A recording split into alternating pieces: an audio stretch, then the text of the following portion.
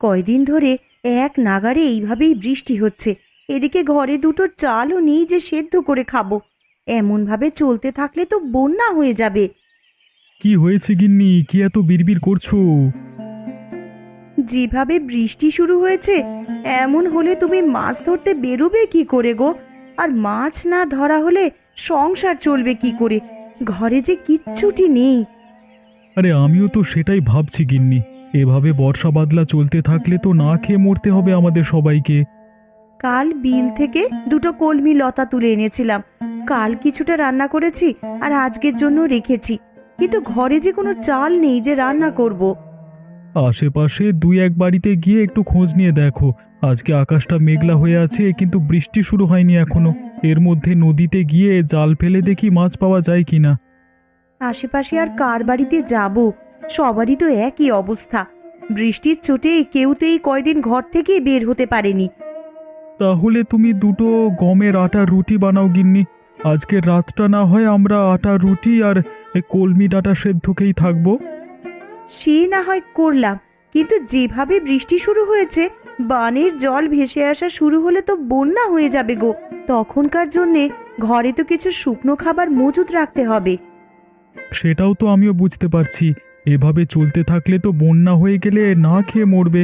আমাকে আমার জালটা এনে দাও তো দেখি। আকাশ ভালো থাকতে থাকতে মাছ ধরতে বেরিয়ে পড়ি। ঘরে শুকনো মুড়ি আছে, দুটো চিবিয়ে যাও, না হলে পরে আবার খিদে লাগবে। না না, এখন আর কিছু খাবো না। দেখি কয়টা মাছ পেলে বাজারে নিয়ে বিক্রি করব। ওই টাকায় চাল আর কিছু সবজি নিয়ে আসা যায় কিনা দেখি।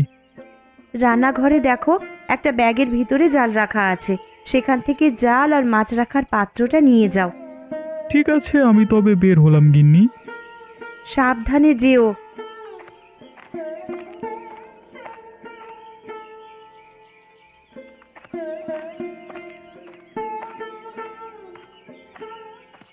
হায় হায় হায় হায়, কি হলো আমার? জমিতে যে জল জমতে শুরু করেছে। কিছুদিন হলো কেবল ধান তুলেছি, এখন জল জমলে যে আর গাছগুলো বাঁচবে না, সব জলের নিচে পচবে।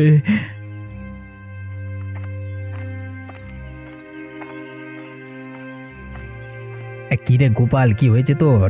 এভাবে আহাজারি করছিস কেন? দেখুন হারান দাদা, এই কদিনের বৃষ্টিতে আমার জমিতে জল জমেছে। আজকেও তো আকাশ মেঘলা হয়ে আছে, যে কোনো সময় বৃষ্টি নামতে পারে। এভাবে চলতে থাকলে তো জমি জলের নিচে তলিয়ে যাবে। আমিও তো আমার জমি দেখে এলাম, আমার জমিতেও তো জল জমছে রে গোপাল। বুঝতে পারছি না কি করব। এমনিতেই বৃষ্টির জন্য মানুষের আয় রোজগারের পথ বন্ধ হয়ে আছে কদিন ধরে। তার উপর আমাদের চাষিদের যদি এই অবস্থা হয়, তাহলে মানুষ খাবে কি আর বাঁচবে কি করে? এখন থেকেই আমাদের আগাম প্রস্তুতি নিয়ে রাখতে হবে, নাহলে পরে আমাদের বিপদে পড়তে হবে। আমরা গরিব চাষাভুষো মানুষ, আমাদের নিজেদের জমানো তো তেমন টাকা পয়সা থাকে না। যা থাকে জমির কাজে লাগিয়ে দিই ফসলের আশায়। তা তুই ঠিকই বলেছিস গোপাল। আমরা তো ফসলের আশায় কত কি বিসর্জন দিই, আর শেষকালে যদি ফসলের এমন হাল দেখি, তাহলে তো আমাদের আর চাষবাস করবার ইচ্ছেটাই মরে যাবে। এক কাজ করলে কেমন হয় দাদা? কি কাজ? আমরা যদি সেচে জমির জল সব বাইরে ফেলে দিই, তাহলে কেমন হয় বলো তো? তুই খেপেছিস নাকি রে গোপাল? এই এত জল কি সেচে শেষ করা সম্ভব? কি করব বলো, জমির এমন হাল দেখে মাথায় যা আসছে তাই বলে ফেলেছি। বিপদের সময় এমন অস্বাভাবিক চিন্তা মাথায় আসে, কিন্তু তাই বলে তো আর বোকার মতো সেটা করতে গেলে হবে না। তাহলে এখন আমরা কি করব দাদা? কি আর করব, আকাশ পানে চেয়ে থাকা ছাড়া কোনো উপায় নেই। আকাশে রোদ উঠলে এই জল শুকিয়ে যাবে, তখন আবার ফসল বোনা যাবে যদি এগুলো নষ্ট হয় তো। আবার ফসল বুনবার মতো সামর্থ্য এখন আমার নেই দাদা। আর তাছাড়া আকাশের যা হাবভাব দেখছি, তাতে করে মনে হয় না এই বৃষ্টি এত সহজে যাবে।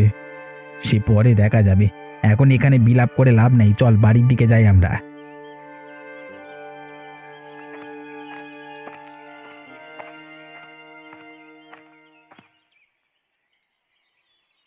একটু সুযোগ পেলেই হলো, এই মেয়ে কাদামাটি নিয়ে খেলতে বসে যাবে। জামা কাপড় ময়লা হলে আজ তোর কপালে দুঃখ আছে ননি, এই আমি বলে দিলাম। আমার একটু খেলাধুলো তোমার সহ্য কেন হয় না বলো তো মা? তোর খেলাধুলো আমার সহ্য হবে কি করে?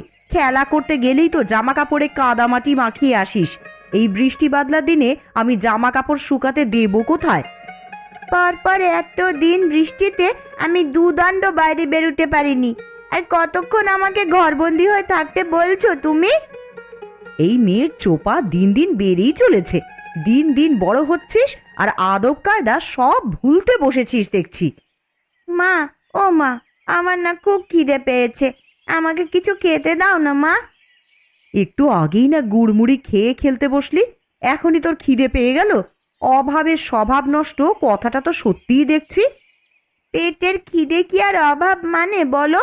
আমার যে একটু বাদে বাদেই খিদে পায় মা। গুড় মুড়ি যা ছিল সব তো খেয়ে সাবার করেছিস একাই। এখন তোকে আর কি খেতে দিই বলতো? ঘরে কিচ্ছুটি রাখার উপায় নেই তোর জন্যে। খাবার দেখলেই কখন খেয়ে শেষ করবি সেই চিন্তা তোর। এখন আমার খুব খিদে পেয়েছে, আমায় কি খেতে দেবে দাও। রান্নাঘরে পান্তা ভাত রাখা আছে তোর বাবার জন্য, সেখান থেকে কিছু ভাত নিয়ে খা, আর বাকিটুকু তোর বাবার জন্য রেখে দে। পান্তা ভাত কি দিয়ে খাবো মা? তরকারি কি কিছু আছে? না, পেঁয়াজ আর লঙ্কা দিয়ে ডোলে খা। দুপুরে কচু ঘন্ট করে দেবো খন। শুধু পেঁয়াজ আর লঙ্কা দিয়ে কি ভাত খাওয়া যায় নাকি? তুমি আমাকে অন্য কিছু বানিয়ে দাও না মা। ঘরে আর কিচ্ছু নেই রে মা, এখন পান্তা ভাত খা। একটু বাদেই তো আবার দুপুরের রান্না বসাবো। রান্না হয়ে গেলে তখন আবার গরম গরম ভাত খাস। ঠিক আছে মা, তাই দাও তবে আমাকে। তুই রান্নাঘরে গিয়ে নিজে নিয়ে খা না, আমি দেখি কচুগুলো কেটে ফেলি। আর সাবধানে যাস, উঠানে আবার পা পিছলে পড়লে কিন্তু ব্যথা পাবি।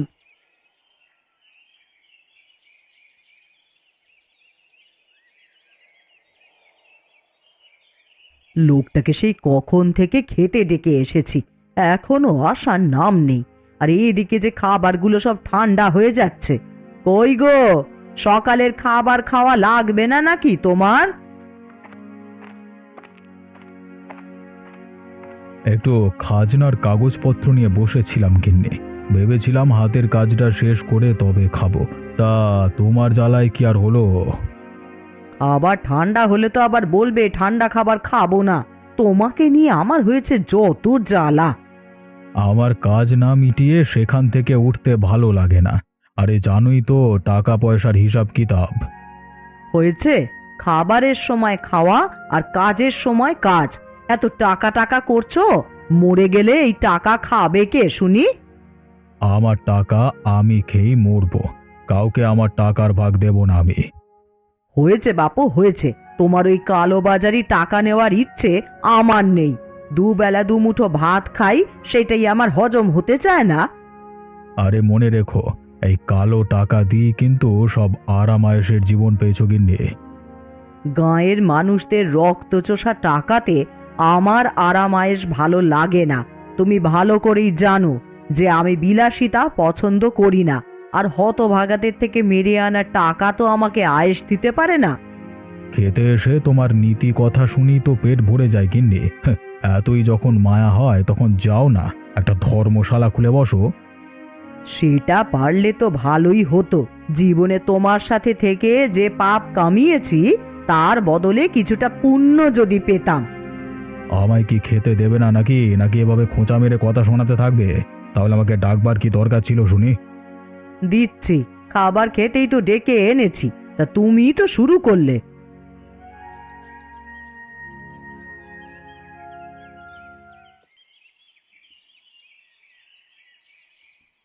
ননি, ও ননি, একবার এদিকে আয় তো মা।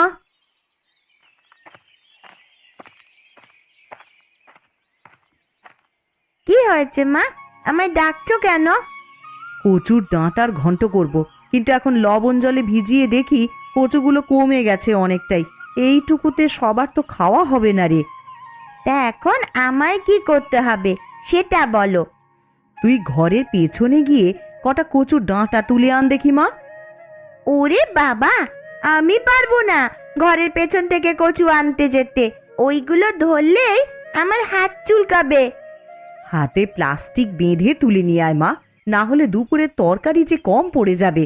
বিকেলে আবার গয়া পিসির বাড়িতে যাব, তখন পিসির জন্য তো একটু কচু ঘন্টের তরকারি নিয়ে যাব ভেবেছি। গয়া দিদার বাড়িতে যাবে মা? হ্যাঁ রে মা, অনেক দিন হলো পিসির দেখা নেই, তাই ভাবছি একবার গিয়ে দেখা করে আসি। বেশ, তাহলে আমিও যাব। আমি এক্ষুনি কচুর ডাঁটা তুলে আনছি মা।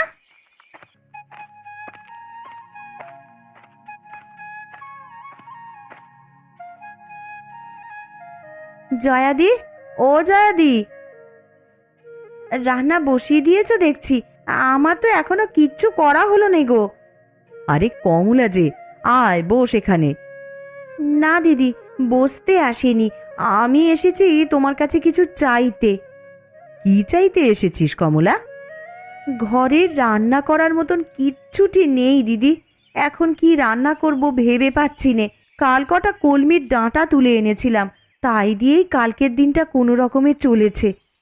আমার ঘরেও তেমন কিছু নেই রে কমলা। এই দেখ না, ননিকে ঘরের পেছনের জমি থেকে কটা কচুর ডাঁটা তুলে আনতে বলেছি। আমাকে আজ সে চাল দেবে দিদি? আমি কাল আবার দিয়ে যাব তোমায়। ওমা, থাকলে কেন দেব না? ওইখানে চালের মটকা থেকে চাল নিয়ে যা তুই। উনি রাতের চাল নিয়ে এলেই আমি কাল সকালেই চাল ফিরিয়ে দিয়ে যাব তোমায়। সেসব নিয়ে তোকে ভাবতে হবে না, এখন চাল নিয়ে গিয়ে রান্না বসা যা, না হলে ঠাকুরপো বাড়ি এলে কি খেতে দিবি? ঠিক আছে দিদি।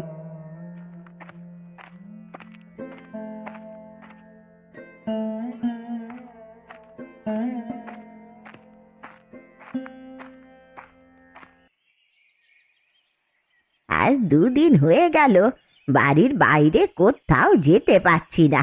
এইভাবে জলবন্দি হয়ে কি থাকা যায় নাকি? ঠিক মতো 2 দিন রান্না খাওয়াও হচ্ছে না।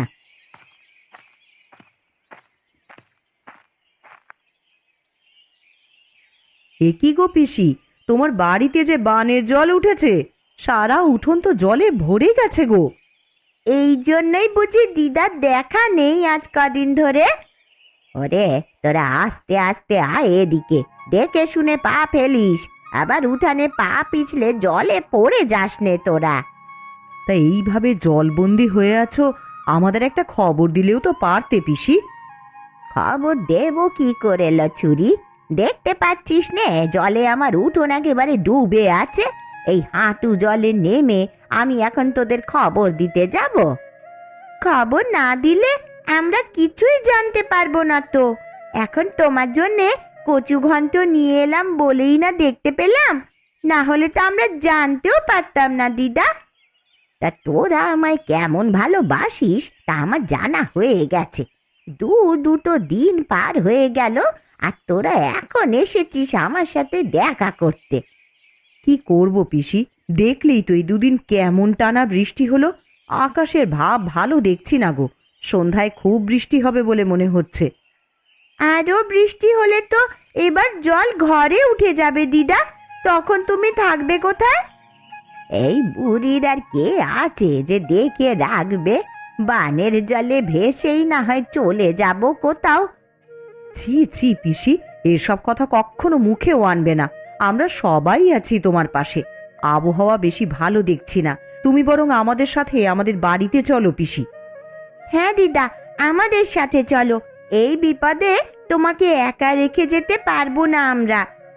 তা বেশ, তোরা যখন এত করে বলছিস তবে তাই চল।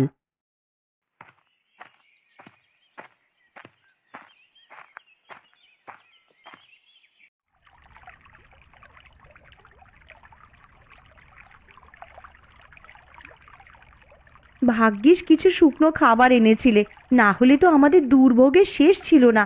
যেভাবে বানের জল হুট করে বাড়িতে প্রবেশ করা শুরু করলো, খাবারের জন্য কোথায় যে যেতাম পরে।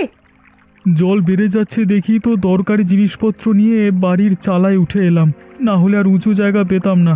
কলা গাছের ভেলা বানিয়ে রেখেছি, যে কোনো দরকার হলে এই ভেলায় ভেসে বেরোনো যায়।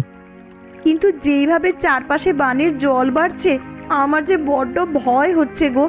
জল বেশি হলে তখন যাব কোথায় আমরা? ও তুমি চিন্তা করো না গিন্নি, একটা না একটা উপায় ঠিক হবে। আমি একটু বেরোবো। হ্যাঁ, তুমি আবার এখন কোথায় যাবে শুনি? হারান দাদা গোপাল দাদাদের কি অবস্থা, তারা কোথায় আশ্রয় নিয়েছে এসব একটু দেখে আসতে হবে তো। তুমি চলে গেলে আমি একা একা কি করব এখানে? জল যদি বেড়ে যায় তাহলে আমি একা হাতে কিভাবে কি করব? ওসব নিয়ে চিন্তা করো না গিন্নি, কলা গাছের ভেলা তো একটা বানাইনি, মানে আমি আগে থেকেই আর একটা ভেলা বানিয়ে রেখেছি। কোনো বিপদের আভাস পেলে জিনিসপত্র নিয়ে ভেলায় চড়ে বসবে। হ্যাঁ, না বাবা, আমার একার এত সাহস হবে বলে মনে হচ্ছে না। হবে গিন্নি হবে। বিপদে পড়লে মানুষ সব করতে পারে। ভাবছি সবাইকে নিয়ে মোড়লের বাড়ি যাব কিছু সাহায্যের জন্য, আর সাথে করে জালটা নিয়ে যাব। বানের জলে ভাসা কোনো বড় মাছ পেলে ধরবো।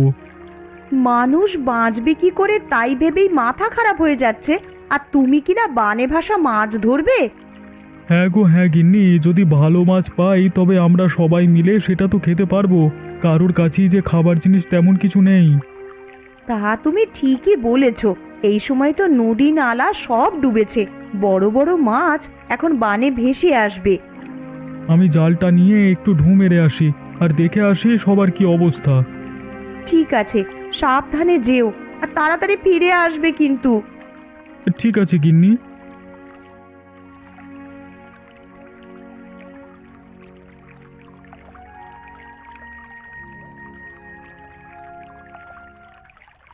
একদিনের মধ্যেই কত জল উঠে গেছে। এইভাবে বানের জল আসতে থাকলে তো সারা গ্রাম জলের নিচে চলে যাবে। আরে ওসব নিয়ে তুমি চিন্তা করো না গিন্নি। সারা গ্রাম জলের নিচে তলিয়ে গেলেও আমাদের বাড়িটা উঁচু আছে, আমরা এখানে নিরাপদে থাকতে পারবো। তুমি কেমন মোড়ল বলো তো? আমি আমাদের কথা বলছি না, আমি বলছি গ্রামবাসীদের কথা।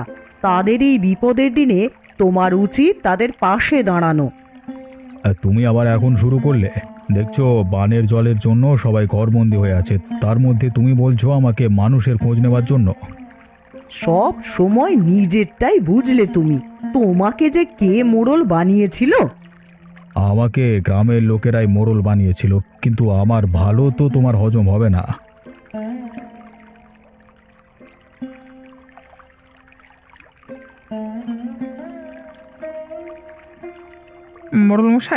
মোড়লমশাই বাড়িতে আছেন নাকি?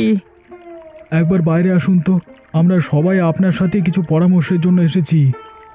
আমি দোতলার ওপরে এখানে, গোপাল তোমরা ওপরে তাকাও। আপনি আমাদেরকে একটু সাহায্য করুন না বাবু, না হলে তো সবাই না খেয়ে মারা পড়বো। কি সাহায্য করবো আমি তোমাদের? আপনার কোষাগার থেকে যদি আমাদের কিছু চাল এবং আঠা দিয়ে সাহায্য করতেন তবে সবাই পেটের খিদে নিবারণ করতে পারতাম। আমার কোষাগারে যা খাদ্যশস্য জমানো আছে সেগুলো তো আমার ব্যবহারের জন্য জমানো আছে, সেখান থেকে তোদের দিলে আমি চলবো কি করে? কিন্তু আমরা যে সবাই খুব দুর্দশার মধ্যে দিয়ে যাচ্ছি বাবু। আমার ঘরে চাল নেই, তরকারি নেই, শুকনো মুড়ি চিবিয়ে দিন কাটাচ্ছি। ওই ঢের ভালো তোদের জন্য, আমি সেভাবে কিছু দিতে পারবো না তোদের, নিজেরটা নিজেরাই জোগাড় করে নে। ঠিক আছে বাবু, আমরা তাহলে আসি এখন।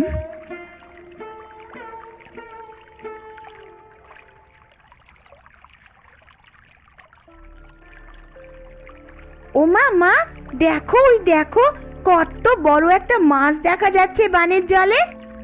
আরে তাই তো রে, এমন বড় মাছ তো আমি আগে কখনো দেখিনি। এটা কি মাছ গো পিসি? দেখে তো মনে হচ্ছে বিশাল একটা কাতলা মাছ হবে এটা। ওই তো বাবারা সবাই চলে এসেছে। বাবা জানো, এই বানের জলে বড় একটা কাতলা মাছ ভাসতে দেখা যাচ্ছে। কি গো, কোনো সাহায্য পেলে মোড়লের কাছে?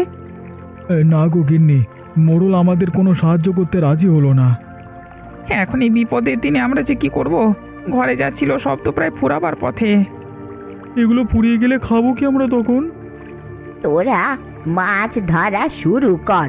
বড় কাতলা মাছ দেখা যাচ্ছে বানের জলে, ধরতে পারলে বিক্রি করে অনেক টাকা পাওয়া যাবে। তা তুমি মন্দ বলনি পিসি। ওই যে বাবা দেখো, কত বড় একটা মাছ। এমন মাছ আমি জীবনেও কখনো দেখিনি। তুই দেখবি কি রে? আমরাও যে এমন বড় মাছ আগে কখনো দেখিনি। এই মাছ আমাদেরকে ধরতেই হবে, যে যা পারো তাই নিয়েই চলো। আমরা মাছটা ধরবার চেষ্টা করি, আর আমার কাছে জাল আছে। তবে চলো মাছটার পিছু করি।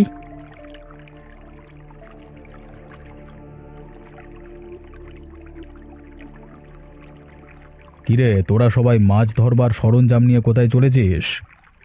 আগে মোড়লমশাই, বানের জলে এক বড় কাতলা মাছ ভেসে উঠেছে একটু পর পর, তাই আমরা সবাই সেটা ধরতে বেরিয়েছি। ওই তো মাছটা আবার ভেসে উঠেছে। আরে সত্যি তো, মাছটা যে অনেক বড় দেখছি। আমি এর আগে এমন বড় মাছ কখনো দেখিনি গো। কুবের তুই জাল ফেল, আমরা বল্লম ছুঁড়ে মারি, দেখি কোনোভাবে মাছটাকে ধরা যায় কি না। ধরা যাবে মানে? এক্ষুনি ধরে ফেলবো, আমি এই জাল ফেললাম।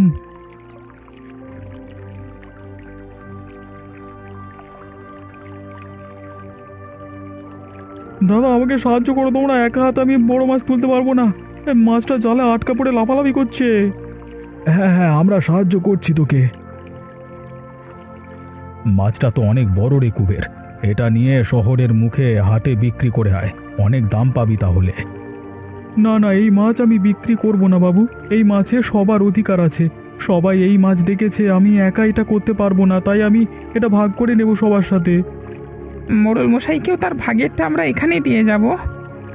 দেখলে দেখলে তো ওরা কেমন ভালো মানুষ। বানে ভেসে আসা একটা বড় কাতলা ধরে ওরা সেটা তোমাকে ভাগ দিতে চাইছে, আর তুমি কি না ওদের একটু সাহায্য করতে চাওনি। আমি আমার ভুল বুঝতে পেরেছি, আসলে একা একা কোনো কিছু ভোগের শান্তি নেই। কথায় আছে, ভোগে নয় ত্যাগেই প্রকৃত সুখ। তোরা যাবার পথে আবার কোষাগার থেকে চাল ডাল যা লাগে নিয়ে যা। তাহলে তো আজকে বানে ভাষা বড় কাতলা মাছ দিয়ে মহাভোজ হবে সবার। তোরা বাড়ি গিয়ে সবাইকে আমার এখানে নিয়ে আয়, এই বিপদে আমরা সবাই একসাথে আমার বাড়ির দোতলায় থাকবো। ঠিক আছে বাবু, আমরা তাহলে বাড়ি গিয়ে সবাইকে নিয়ে আসি। মাছটা আপনার বাড়িতে রেখে যাই, এসে না হয় রান্না বান্নার আয়োজন করা যাবে। হ্যাঁ।